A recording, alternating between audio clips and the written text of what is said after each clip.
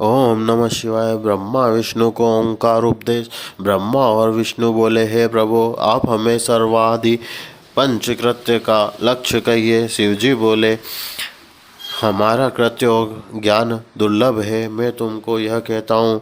हे ब्रह्मा विष्णु, सृष्टि स्थिति संहार तिरोभाव अनुग्रह, यह पांच हमारे जगत के कृत्य नित्य सिद्ध हैं। संसार के आरंभ का नाम सर्ग, उसकी वृद्धि का नाम स्थिति, उसके नष्ट करने का नाम संहार, उद्धार का नाम उत्कर्म है, उस संसार से मोक्ष करने का अनुग्रह है। यह सब यही मेरे पांच कृत्य हैं और पृथ्वी आदि इस मेरे कृत्य को गोपुर के बिंब के समान मौन होकर धारण करते हैं। यह सर्गादि चार कृत्य को सृष्टि के कर्म में प्रवेश करते हैं। पांचवा मुक्ति का कारण सदा मुझ में ही स्थित रहता है, सो यह पंचभूतों में मेरे जनों द्वारा दिखता है। सृष्टि में पृथ्वी में सृष्टि, जल में स्थिति, अग्नि में संहार, पवन में तिरोभाव, आकाश द्वारा सब पर अनुग्रह होता है, ऐसा प्राचीन कवियों को जानना चाहिए। इसी पांच कृत्य के धारण करने को मेरे पांच मुख हैं, चार दिशाओं में, चार मध्य में और पांचवा मुख में है। हे पुत्रों, यह कृत्य आपने तब से प्राप्त किया है जो कि सृष्टि की उत्पत्ति और पालन कहता है, सो मैंने प्रसन्न होकर तुम्हें दिया है। इसी प्रकार से दूसरे दो कृत्य रुद्र और महेश को प्रदान किए हैं, परंतु अनुग्रह कृत्य कोई भी पाने को समर्थ नहीं है, सो पूर्व कर्म तुमने समय से विसार दिए। रुद्र और महेश ने तुमको नहीं बुलाया है। रूप वेश कृत्य, आसन वाहन और आयुध आदि में हमारी सभ्यता थी। हे सौम्य, मेरे ज्ञान के विमुख होने से तुम्हें अज्ञानता आ गई। मेरे ज्ञान होने से ऐसा नहीं होता। ज्ञान और रूप महेश के तुल्य हो जाता है।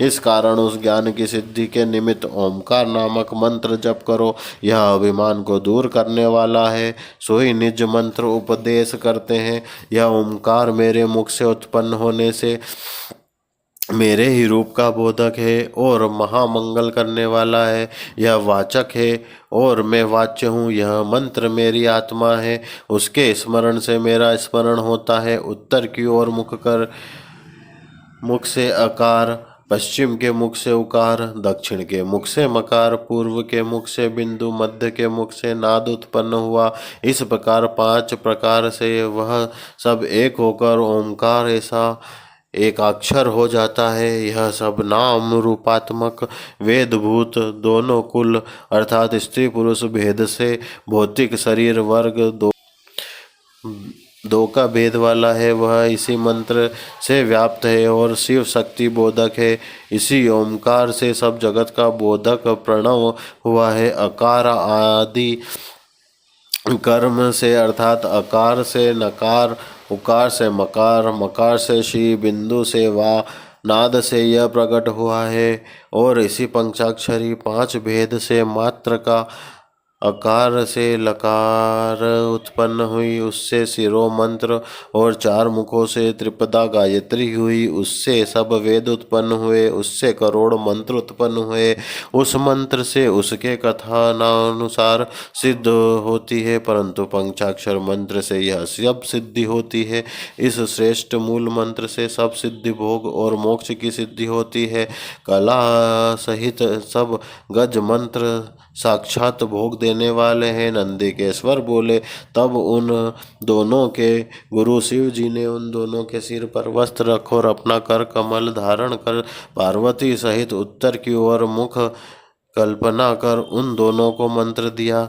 यंत्र तंत्र और युक्ति पूर्वक 3 बार उस मंत्र का उच्चारण कराकर मंत्र प्रदान किया। तब उन दोनों ने दक्षिण में उनको अपनी आत्मा निवेदन कर दी और हाथ जोड़कर उन दोनों ने देव देव जगत के गुरु से यह वचन कहे। ब्रह्मा और अच्युत बोले, निष्कल रूप और तेजस्वी सबके स्वामी संपूर्ण के आत्मा निमित्त नमस्कार है। ओंकार वाच्य तथा ओंकार है, लिंग जिसका जिसके निमित्त नमस्कार है, तथा सृष्टिकर्ता पंचमुख वाले आपको नमस्कार है। हे पंच ब्रह्म स्वरूप पंचकृत आत्मा स्वरूप ब्रह्म अनंत गुण शक्तिमान के निमित्त नमस्कार है। सकल अकल रूप शंभु गुरु के निमित्त नमस्कार है। इस प्रकार स्थिति कर ब्रह्मा विष्णु ने शिव को नमस्कार किया। ईश्वर बोले, हे पुत्र, तुमको सब तत्व कहा और दिखाया भी। इस दिव्य पवित्र मंत्र को जपो।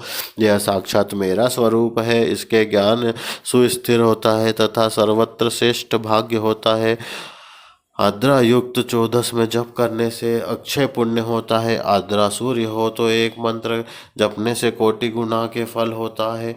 मर्ग शिष्य का अंतिम और पुनर्वसु का आदि का भाग यह पूजा होम तर्पण करने में आदि ही के समान सदा फलदायक है। प्रातः काल में दर्शन और प्रभात की संधि में दर्शन का महाफल है। और अर्धरात्रि व्यापिनी चतुर्दशी लेनी, कोई प्रदोष व्यापिनी भी कहते हैं, यह भी श्रेष्ठ है। कोई पर तिथि से युक्त लेते हैं। ओम नमः शिवाय।